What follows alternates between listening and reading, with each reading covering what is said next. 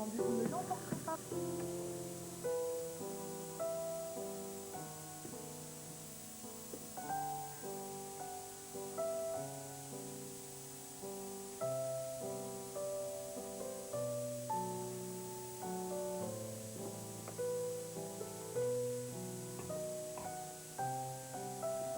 C'est parfait. Vous partez déjà? Oui, madame. C'est fini.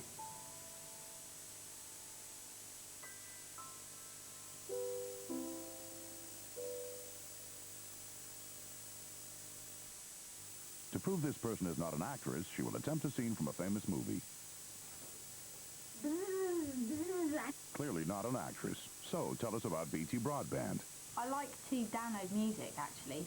Quite a lot of music. I've got sort of nearly as much music on the shelf as in the computer. And I've never bothered before because it's just really slow. I can be on the phone at the same time as I'm on the net. Definitely being on the phone is a bonus. Connection's now free and you get £30 off your broadband modem. Call 0800 800 060. Now it's Rapid Rashers with 2 slices on the outside, but early bird steals it! Rapid Rashers, the great taste of Danepak bacon in 70 seconds flat. What I really want to see is the technology room. I want to know what they've done with all my computers for school vouchers. Oh, there we are, come on.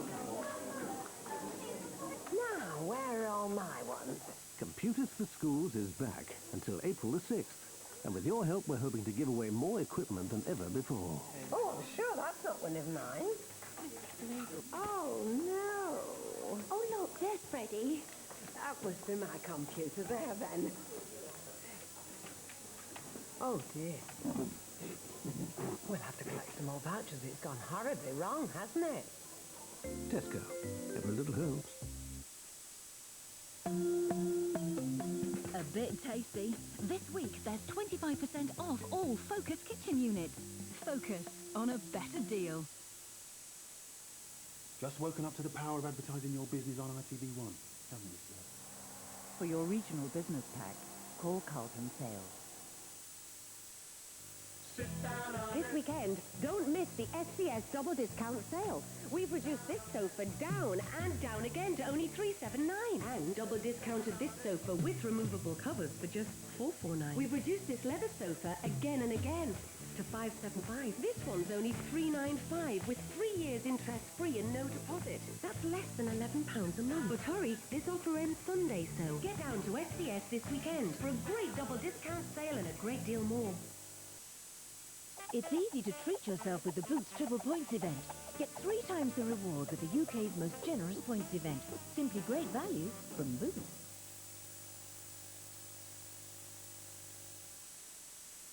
In this DIY shop, they're always happy to show you their equipment. Hardware, the new series, Sunday at 10, ITV1. Good evening, this is ITV1. Now the ITV News at 9 with Trevor McDonald, live in Q8. Tonight on the ITV News at 9, carnage in Baghdad. The Iraqis claim 50 civilians are dead after coalition bombing. Also, we uncover compelling evidence that Iraq is ready for chemical warfare. They're a little bit better equipped than what I thought they were going to be. Desperate for food, adults rob children. This is survival of the fittest. Tony Blair claims British soldiers were executed here. The army says that's not true, and the relatives are unhappy. They died in action, and that, to me, is better than the word executed. And with the commandos fighting Saddam at sea. Good evening from Kuwait City. An investigation by coalition commanders has begun tonight into what, if true, is the biggest single loss of life in one incident in the 9 days of the war on Iraq. Today, Baghdad suffered its heaviest bombardment since last Friday, and tonight we're getting reports of Iraqi claims that as many as 50 people have been killed by a bomb. It landed on a market in a residential area of the city. The Arabic television station Al Jazeera has broadcast scenes of carnage, including pictures of several bodies, some of them children. This report, just in from Neil Connery in Baghdad, contains some disturbing images. Could this be a terrible mistake by coalition forces?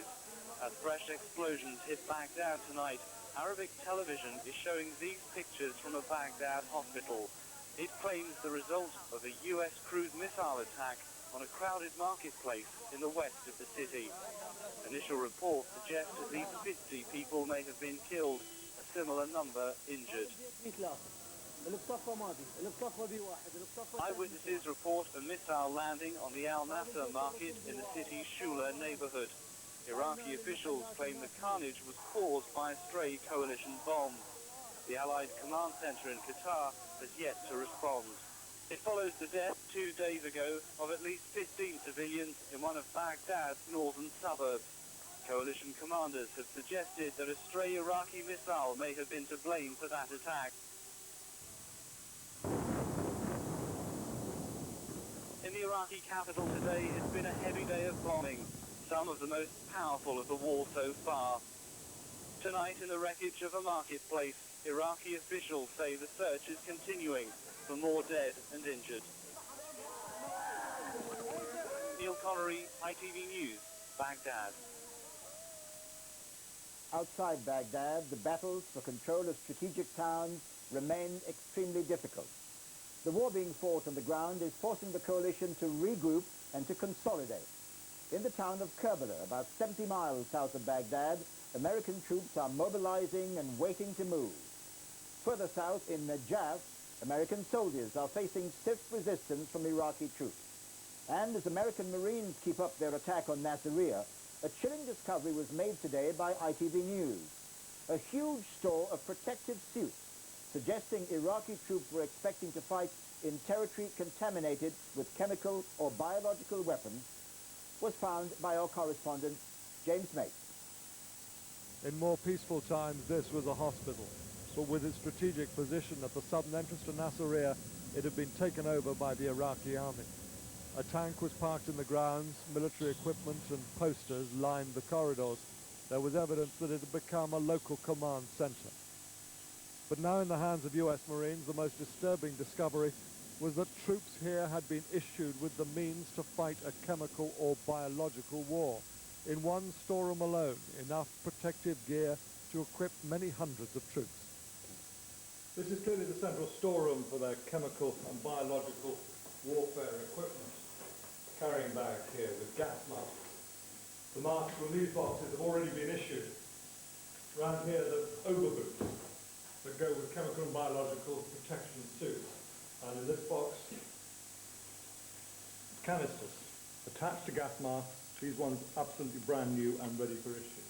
Also here, the auto-injecting antidotes to nerve agents, which appear to have also been issued to their troops. There is little doubt from looking in this room that the troops who are operating from this command centre were, at the very least, prepared to be fighting in a chemical or biological environment. And for the Marines here, at least, that leads to only one conclusion. We do not use biological chemical warfare. The fact that they have it here in a hospital and ready to pass out, who knows? You know. Does it worry you? A little bit, because they're a little bit better equipped than what I thought they were going to be. Better prepared than they thought they were going to be? That is something that will worry commanders right across this battlefield. James Mates, ITV News, Nasiriyah. And there was another sign today that if President Saddam Hussein is contemplating the use of biological weapons against coalition forces, he doesn't seem to care. Who knows it? Iraqi television broadcast these pictures of his war cabinet, and in the meeting was Huda Salih Mahdi Amash. She's the head of the regime's biological weapons program. She's known in the West as Mrs. Anthrax. If British troops hoped to earn the gratitude of Iraqis by providing supplies of food and water today, they were disappointed. Not everything went according to plan when an aid convoy reached the southern Iraqi town of Safwan. Our correspondent Martin Geisler witnessed the ugly scene. As our convoy rolled through southern Iraq, the desperation of the people here soon became evident. In trucks and on foot they came to the town of Safwan. These people have been without food or water supplies since the war began. Now, they're desperate. Within seconds, the Kuwaiti aid workers who had organised this trip were overpowered by the mob. These desperate scenes are exactly what the aid agencies wanted to avoid. This is survival of the fittest. Only the healthy and the strong can get to the food. The weak and the ill are left with nothing. Despite this effort to help the Iraqi people, resentment is never far away. We hate US, we hate British, England, we hate any state in war. What do you think about Saddam's regime? Saddam's very good man. As the supplies ran out, the mood swung from frantic to ugly. The lorry drivers were threatened. One of the buses in our convoy was held up at night point. The troops have moved into Safwan. We, as a consequence, have had to move out. It's simply too dangerous. This is a clear indication that despite the coalition reassurances that this part of Iraq is safe, and despite the aid being brought in to the people here, it is still a very, very volatile area. Tonight here the strong are eating, the weak still go hungry. Martin Geisler, ITV News, Safwan, southern Iraq. The government apologised today for any hurt the Prime Minister might have caused when he said yesterday that 2 Royal Engineers had been executed by Iraqi forces. The Armed Forces Minister Adam Ingram said Mr Blair's words had been based on information available at the time. His remarks upset and angered the family of one of the men. Sapper Luke Alsop's sister insisted on ITV News today that her brother had died in action. Here's John Ray. From the wreckage of a British Army Land Rover, confusion and bitter controversy tonight. Some distance away, the bodies of 2 Royal Engineers. The images too shocking to show you. But how did Sapper Luke Alsop and Sergeant Simon Cullingworth die? Executed, as the Prime Minister claimed, or killed in combat, as relatives were assured. Luke was killed in action. He was not executed. And you have that on the authority from the military, from his regiment? Yeah. He died doing a job he loved. He loved that job. He loved being in the army, and we're very proud of him. The war's been fought on the front page as well as the front line, but did Mr Blair stretch the facts to fit the coalition cause? Pictures of executed British soldiers. If anyone needed any further evidence of the depravity of Saddam's regime, this atrocity provides it.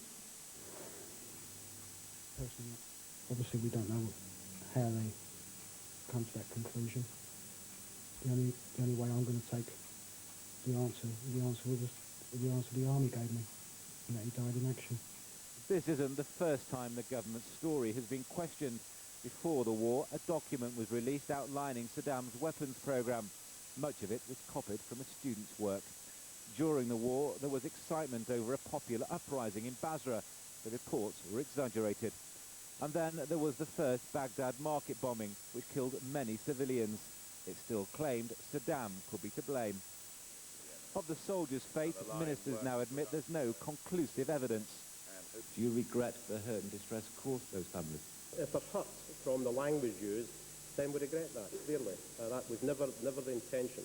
Whatever the intention, it's left relatives with painful and unanswered questions. John Ray, ITV News. In the United States, the Pentagon is coming under heavy criticism for not sending a sufficient number of troops to fight in Iraq.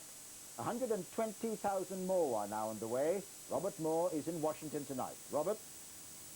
Well, Trevor, there's no question tonight the Bush administration has been thrown heavily on the defensive. Tough questions are being asked.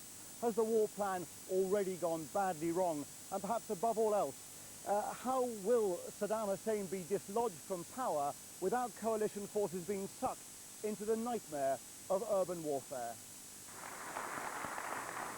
The president was addressing veterans this evening at the White House, aware that even one of his own generals on the ground in Iraq is raising the spectre the war to destroy Saddam may last longer than ever anticipated.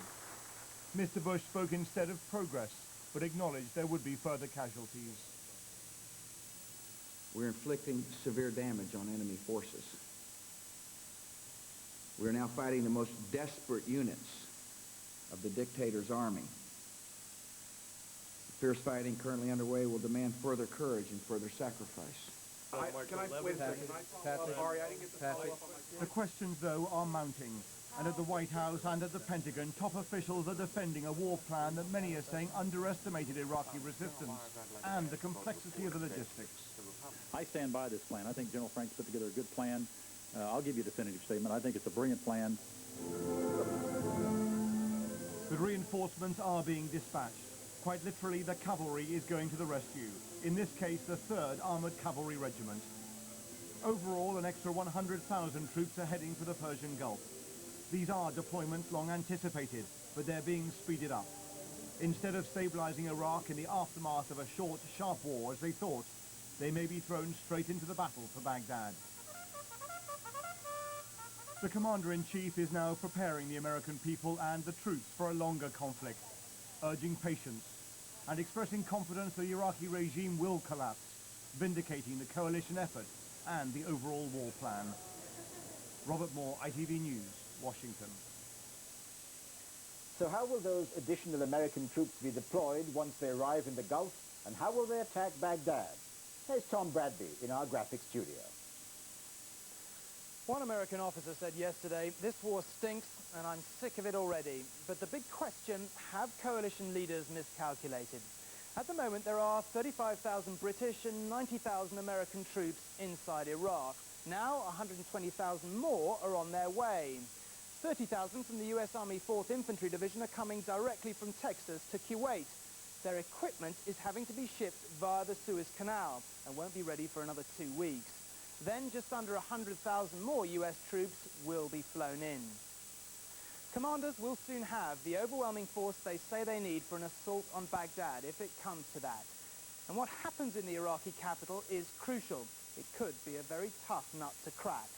Soldiers are dug in 3 concentric circles around the city. On the outer ring, up to 3 divisions of the Republican Guard.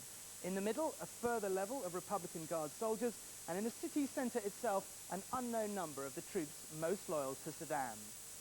Coalition air forces are continuing to pound the outer units, but we could now be in for a long wait. For a period, this may largely be an intelligence and special forces war. The Iraqi leadership will be burning oil and tyres to try and create smoke screens and hamper surveillance. But the special forces will be trying to find Saddam and his acolytes, then swoop in and eliminate or capture them, hoping that a series of dramatic blows to the regime will tip the psychological balance. Looked at from Saddam's point of view, the picture does look increasingly bleak, but coalition leaders must still proceed cautiously. The last thing they want to do is create a blitz-type spirit inside Baghdad, where Iraqis decide to resist however much they might hate their leader. Tom Bradby reporting. There's still no firm word tonight on the whereabouts of our 2 colleagues who have been missing since last Saturday. ITV News cameraman Fred Nerak and translator Hussein Osman came under heavy gunfire outside Basra, an attack in which our veteran war correspondent Terry Lloyd was killed. In the Buckinghamshire village where Terry lived, the Union flag on the church has been flying at half-mast. In northern Iraq today, Kurdish fighters have advanced towards the important oil town of Kirkuk as Iraqi troops abandoned one of their frontline positions. The Iraqis are now thought to be digging in around the town.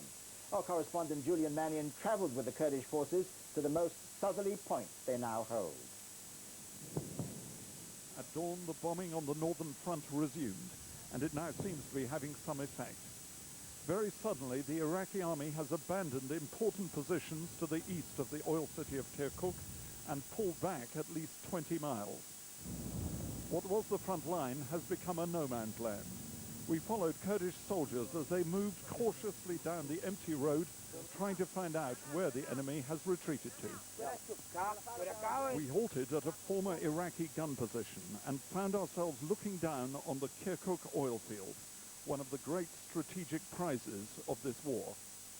This is the furthest point that the Kurdish Peshmerga soldiers have reached, and it's about 10 miles from the outskirts of the city of Kirkuk, a city which is now visible through the mists over there behind me, still in Saddam Hussein's hands.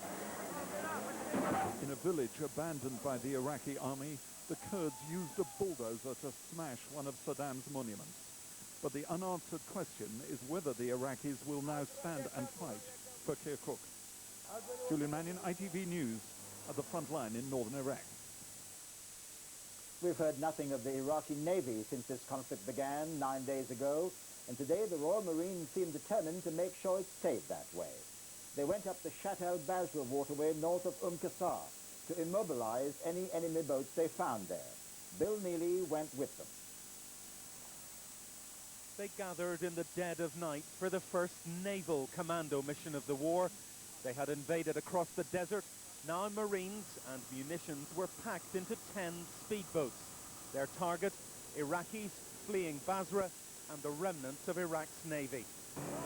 By sunrise, with 4 hovercraft leading them in, they reached Iraq's main naval base. Heavily armed, they boarded gunboats long abandoned by their crews, and with a single hammer began dismantling the Iraqi navy. Pushing north, the Marines checked for sea mines and the Iraqis who might have laid them, but the bunkers are empty. Not so the hidden creeks of this polluted waterway. More gunboats dealt with in the same way. The Marines are now clearing this waterway all the way to the Basra line. Inside of the city, which is smouldering on the horizon, Iraqi troops are trapped by land and now by sea. On the sandbanks, more smoking gunboats and more explosions. The arms and ammunition that kept Saddam's grip tight here is disappearing fast. The Royal Marines are destroying his power by land and by sea. Bill Neely, ITV News, with the Royal Marines on the Shat al-Basra in southern Iraq. To end our programme tonight, 3,000 miles from home, the men and women of the Ark Royal today said goodbye to 3 of their colleagues. Lieutenants Tony King, Philip Green and James Williams were killed last Saturday when 2 helicopters collided. It was all so different back in January, when the flagship of the Royal Navy left Portsmouth at the head of the task force. There was anxiety, there always is, but there was also the excited expectation of doing the job ahead. But in war, expectations quickly collapse. Today, Lieutenants King, Green and Williams returned to the flight deck of the Ark Royal for the last time. Their sacrifice and commitment will never be forgotten. We will always remember them, and now we say goodbye.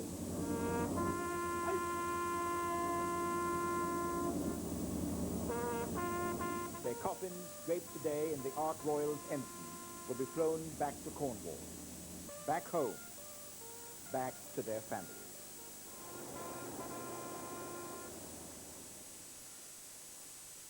And that's tonight's ITV News at 9.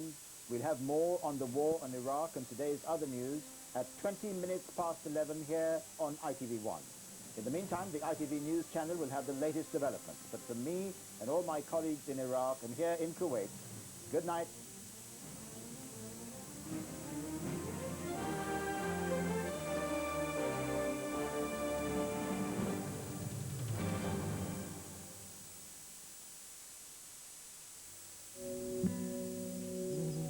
ITV National Weather, sponsored by PowerGen. PowerGen, power in good hands. Hello, good evening. What will be dry for most of us during most of the weekend? Straight away, let's deal with tonight's weather now. What we have at the moment is a band of cloud and some patchy rain. Elsewhere, cloudy skies. Watch out for some mist patches there to the east. Then the cloud, the rain fizzing out as it comes southeastwards, clear slots behind, and a couple of showers up to the far north. Into tomorrow morning, cloudy note, dull note in the south. Watch out for that mist lurking around. Some light rain down to the southeast. Brighter the further north, the further west you go. All's not lost. During the course of the day, with that brighter weather sinks ever southwards. A tad windy then, far north. Temperatures still looking pleasantly warm. 15 is 59 in Fahrenheit. As far as Sunday's weather goes, really the better day for getting out and about. Less cloud, more in the way of sunshine. That's all from me. Enjoy your weekend. PowerGen, power in good hands. I've been to the bank so that I can pay you for my funeral, which will probably be next Friday. Right, I see. You tell people you're an undertaker. They don't say, well, hey, let's go out together. Drop dead and bury yourself. William and Mary. Sunday after the ITV News at 9.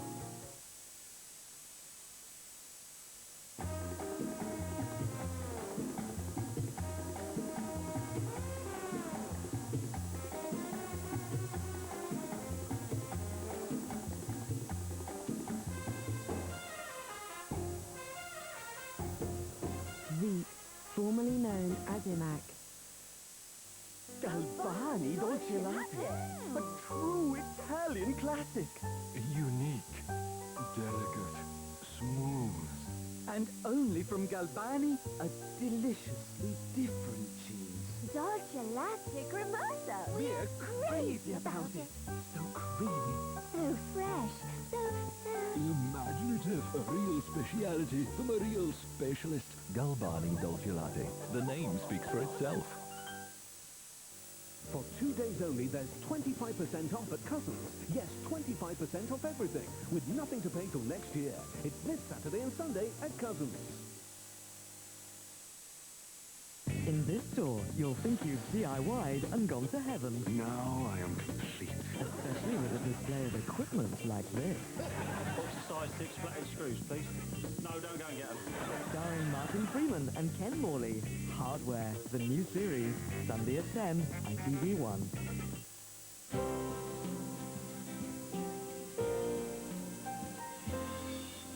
It's results time over on ITV2, American Idol 2 just starting. Here on ITV1, another case for DCI Barnaby.